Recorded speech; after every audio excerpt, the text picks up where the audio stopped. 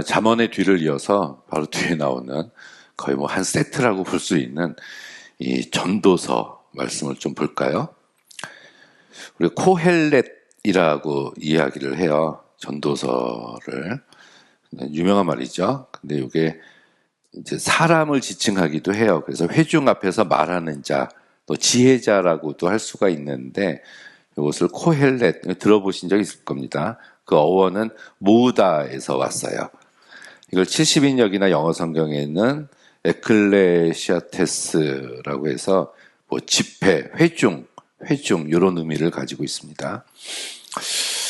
이 전도서가 또 중요한 것 중에 하나는 이스라엘의 5대 절기가 있잖아요. 뭐 유월절, 초막절, 그리고 이제 오순절, 그리고 예루살렘 멸망일, 그리고 부림절 5가지 절기가 있는데 그 중에서 초막절날 불리어진 책이에요. 그러니까 히브리 성경으로 이제 살아남았다는 것은 그만큼 이들의 삶에서 대중적으로 절기 때 읽혀진 경전들이 나중까지 이제 살아남았다고 볼 수가 있는데 의아한 것은 이 전도서가 초막절에 읽혀졌어요. 근데 초막절이 어떤 절기냐 하면은 1년 동안 이제 추수를 해서 곡식을 거둬서 하나님 앞에 감사 예물을 드리는 날인데 여기 이제 일주일 동안 지키면서 천막을 치고 생활을 했거든요. 그 이제 광야 생활을 기억하는 거죠. 그리고 이제 요때 이제 욤키푸림이라고 해서 속죄의 날을 하루 정했습니다. 근데 그날은 우리도 추석 때는 한가위라 그래서 풍성할 때잖아요. 먹을 게 많고.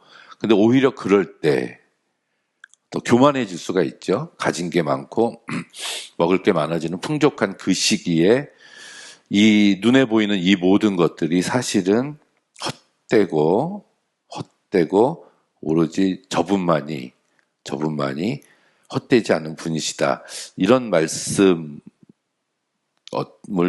주려고 가장 즐거운 절기였던 장막절에 전도서를 읽었다 이렇게 이야기합니다. 그래서 전도서를 이제 읽어본 사람들은 이제 회의주의적, 염세주의적인 모습들이 나타난다고 생각을 하는데 결국 끝까지 우리가 읽어보면은 회의주의자가 아니라 그 이상의 그 너머에 있는 무언가를 찾으려고 했었던 욥기와 같은 철학자였을 것이다 이렇게 봅니다. 그래서 이제 헛되니 모든 것이 헛되도다. 그래서 그 헛된 게 뭐가 헛되냐는 거란 얘기죠. 이 저자가 전도서의 저자가 이제 한평생 살아봤어요. 그러면 이제 나는 누구고 어디서 왔고 무엇 때문에 살고 어디로 가느냐 결국은 죽는 거 아니냐? 그렇다면 뭐 좀 이 세상이 헛되지 않은가?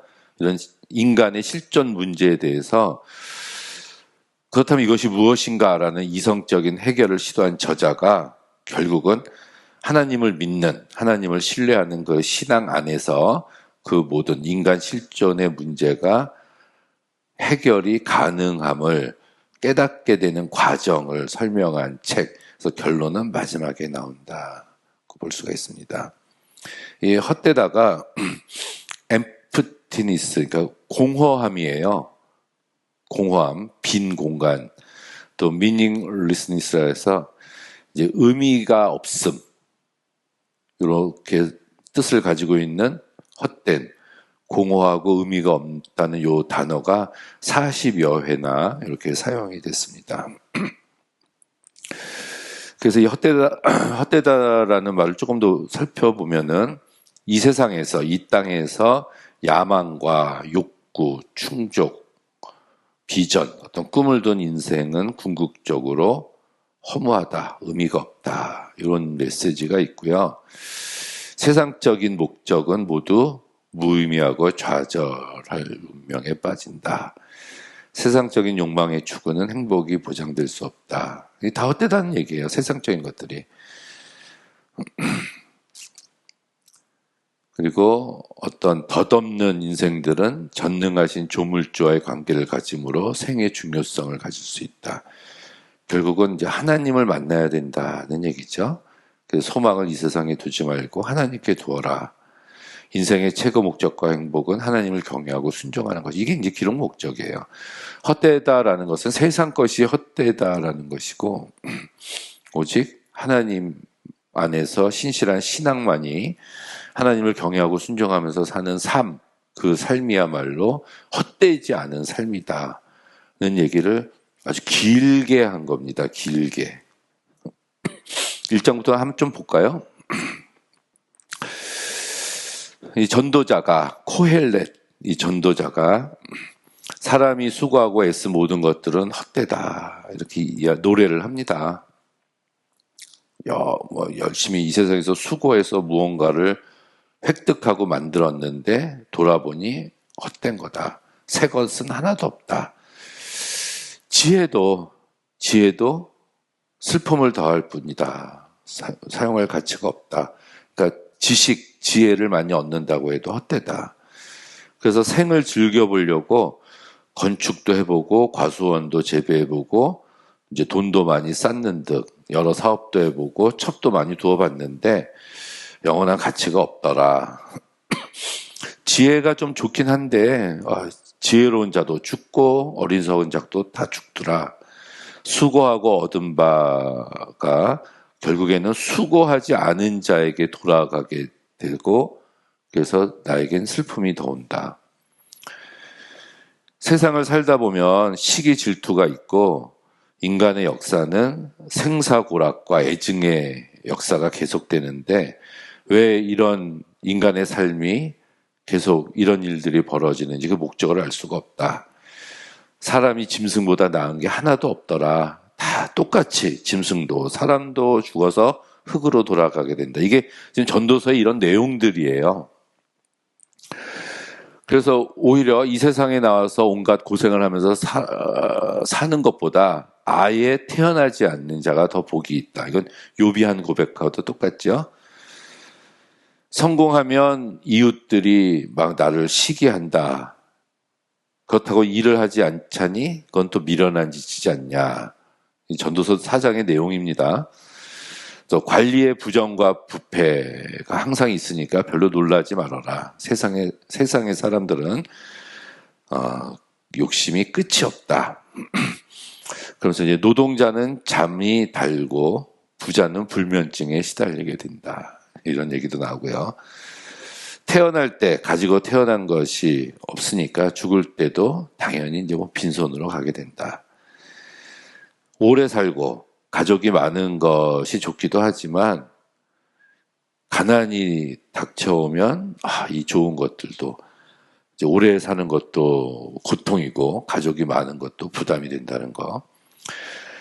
사람이 수고하는 것은 먹고 살려고 기근을 면하려고 하는 것이지만은 결코 만족을 얻지는 못한다. 세상이 부조리하다. 그래서 죽어서 태어난 아이가 오히려 더 행복하다. 굉장히 심한 얘기들도 막 해요. 경솔함과 활락은 미련한 자의 표시고 지혜자는 잔치집보다 초상집을 택한다. 그렇죠? 어떤 죽음 앞에서 우리들은 어느 누구 인간의 죽음 앞에서는 우리는 겸손해집니다.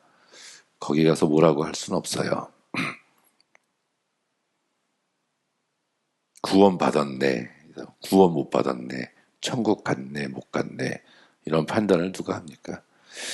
자, 하나님이 어떤 것은 곧게, 어떤 것은 굽게 만드셨고, 세상에는 의인이 불행하기도 하고 악인이 잘 사는 수도 있다.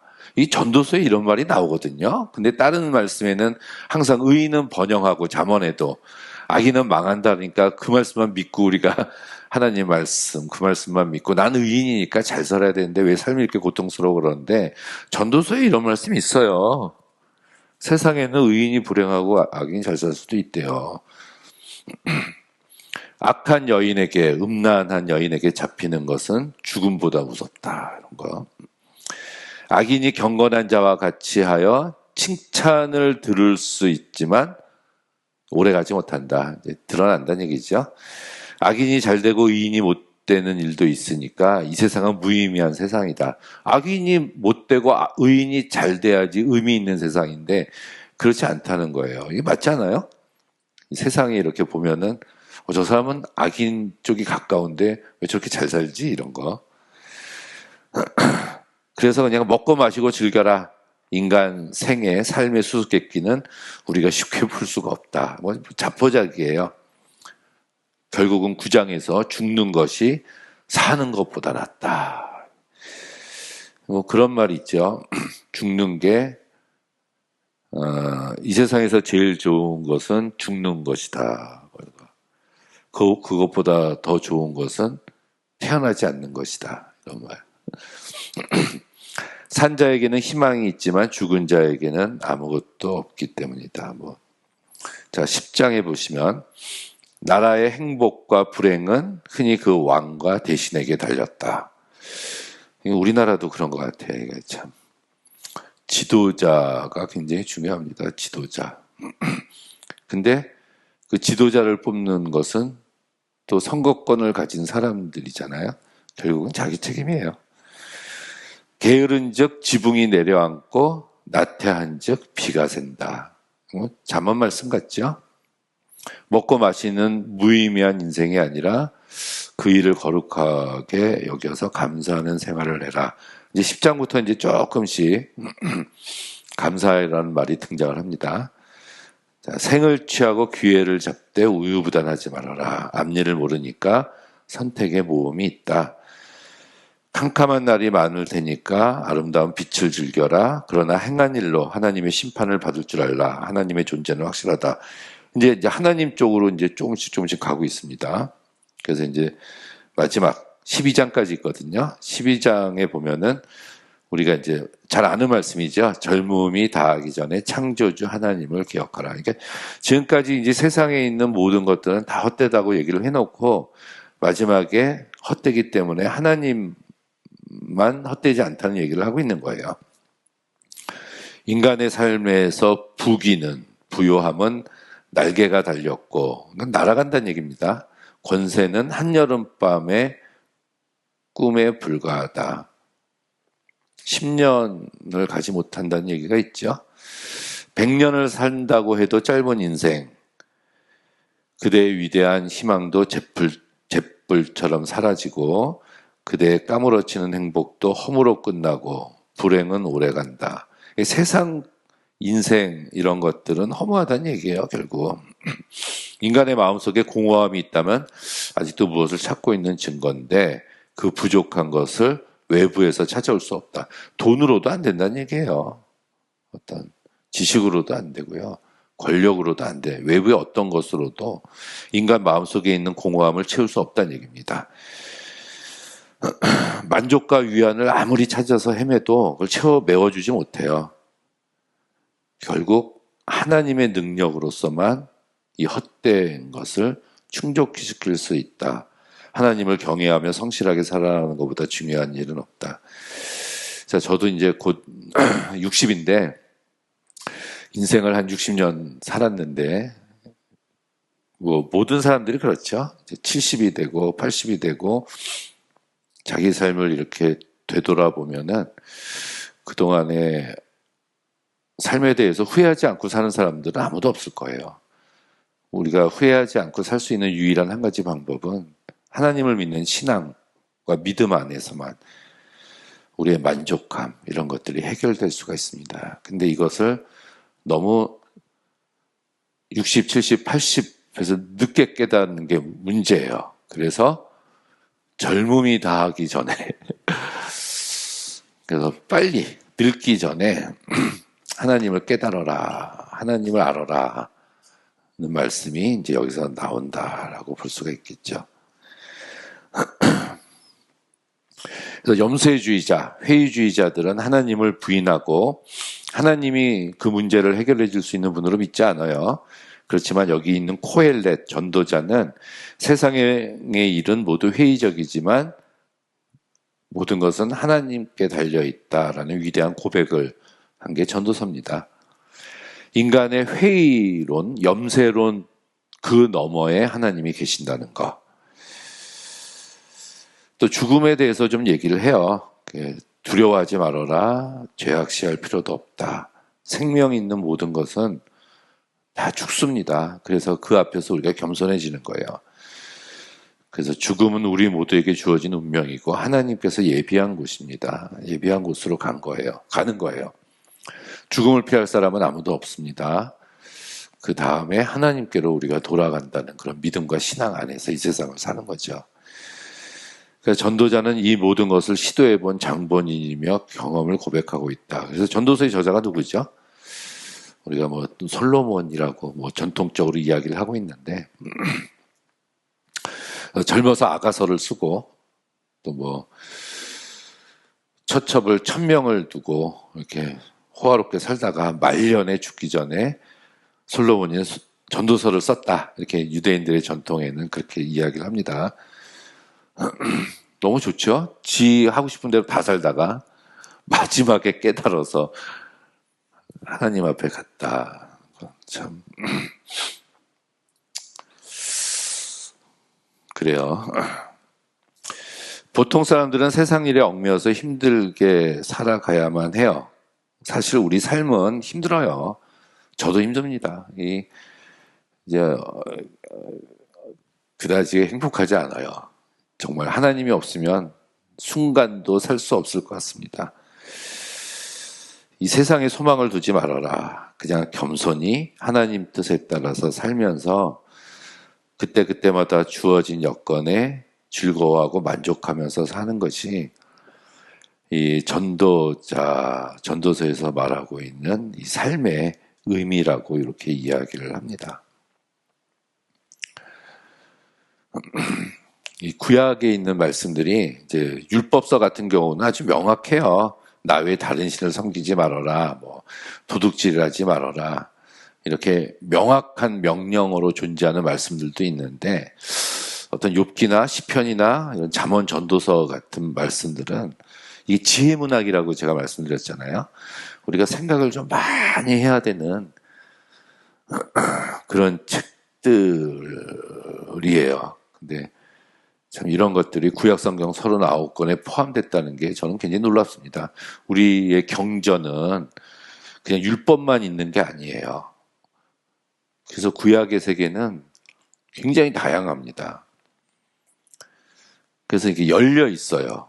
구약 공부하는 사람들은 이제 사고방식이 굉장히 열려 있습니다. 우리의 삶도 사실은 저는 열려 있어야 된다고 생각을 해요. 네, 전도서는 여기까지 하도록 하겠습니다.